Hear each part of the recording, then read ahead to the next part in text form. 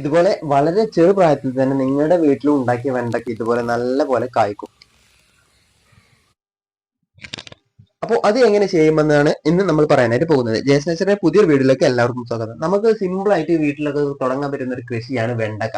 അപ്പോൾ വെണ്ടക്ക വളരെ ചെറുപ്രായത്തിൽ തന്നെ കായ്ക്കാനായിട്ട് തുടങ്ങും. അപ്പോൾ എങ്ങനെയാണ് ഇതിന്റെ പോട്ട് മിക്സ് ക്രിയേറ്റ് ചെയ്യേണ്ടതെന്നാണ് ഇന്ന് നമ്മൾ പറയാനായിട്ട് പോകുന്നത്. അതിനുവേണ്ടിയുള്ള പോട്ട് മിക്സ് നമ്മൾ ഉണ്ടാക്കുന്നതും അതുപോലെ തന്നെ വിത്ത് നടുന്നതും അതുപോലെ തന്നെ നമുക്ക് ആദ്യ വിളവ് കിട്ടുന്നതുമാണ് ഈ വീഡിയോയിലൂടെ നിങ്ങളുമായിട്ട് ഷെയർ ചെയ്യാനായിട്ട് പോകുന്നത്. അപ്പോൾ നമ്മൾ പോട്ട് മിക്സ് ക്രിയേറ്റ് ചെയ്യുമ്പോൾ അത്യാവശ്യം നല്ല രീതിയിൽ തന്നെ പോട്ട് മിക്സ് തയ്യാറാക്കണം. കാരണം വളരെ ചെറുപ്പത്തിൽ തന്നെ കായ്ക്കുന്ന ഒരു പ്ലാന്റ് ആണ് വെണ്ടക്ക.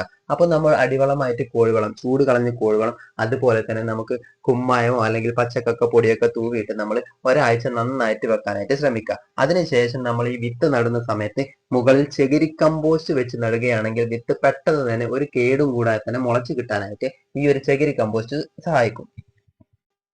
ഞാനിവിടെ തിരഞ്ഞെടുത്തിരിക്കുന്നത് അത്യാവശ്യം കുറച്ച് പ്ലാസ്റ്റിക് ചാക്കുകളാണ്. അതിന് നമ്മൾ ഡ്രെയിനേജ് ഹോളൊക്കെ നമ്മൾ കത്രി കൊണ്ട് കട്ട് ചെയ്തതിന് ശേഷം ഈ പറഞ്ഞ രീതിയിൽ നമ്മൾ പോട്ട് മിക്സ് ഒക്കെ ഉണ്ടാക്കി വെച്ചിട്ടുണ്ട്. അതിനകത്ത് നമ്മൾ കമ്പോസ്റ്റ് കൂടി ചേർത്തിട്ടാണ് നമ്മൾ ഈ വെണ്ടക്കയുടെ വിത്ത് നടുന്നത്. വിത്ത് നട്ട് ഏകദേശം ഒരു 3 ദിവസം കഴിയുമ്പോഴേക്കും നമുക്ക് വിത്തെല്ലാം തന്നെ മുളച്ച് കിട്ടുന്നതായിരിക്കും. ഇതിപ്പോ ഒരു 5 ദിവസം കഴിഞ്ഞിട്ടുള്ള വെണ്ടക്കയുടെ വിത്ത് മുളച്ച പ്രായമാണ് നമ്മളിപ്പോൾ കാണുന്നത്. നല്ല ഹെൽത്തി ആയിട്ടാണ് നമുക്ക് ഓരോ വിത്തും മുളച്ച് കിട്ടുക.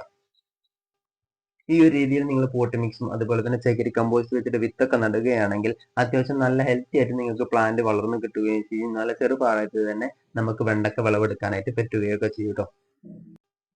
അപ്പോൾ ഈ ഒരു പ്ലാന്റ് ഇനി വളർന്നു വരുമ്പോൾ നമുക്ക് കൂടുതൽ വളപ്രയോഗങ്ങളൊക്കെ ചെയ്തു കൊടുക്കേണ്ടതുണ്ട്. അപ്പോൾ അതിന്റെ പ്രക്രിയകളൊക്കെ എങ്ങനെയാണെന്നും അതുപോലെ തന്നെ ഈ ഒരു വെണ്ടക്കക്ക് പ്രധാനമായും വരുന്ന ഒരു രോഗമാണ് ഇല ചുരുട്ടിപ്പൂവിന്റെ രോഗം. അപ്പോൾ അതൊക്കെ വരാതിരിക്കാനുള്ള ലിക്വിഡ് സ്പ്രേ എങ്ങനെ ചെയ്തു കൊടുക്കാമെന്നുള്ളതൊക്കെ വീഡിയോ നമ്മൾ തുടരെ ചെയ്യുന്നതായിരിക്കും ട്ടോ. അപ്പോൾ നമ്മുടെ ചാനൽ ഇതുവരെ നിങ്ങൾ സബ്സ്ക്രൈബ് ചെയ്തിട്ടില്ല, സപ്പോർട്ട് ചെയ്തിട്ടില്ല എന്നുണ്ടെങ്കിൽ ഒന്ന് സബ്സ്ക്രൈബ് ചെയ്ത് സപ്പോർട്ട് ചെയ്യണേ.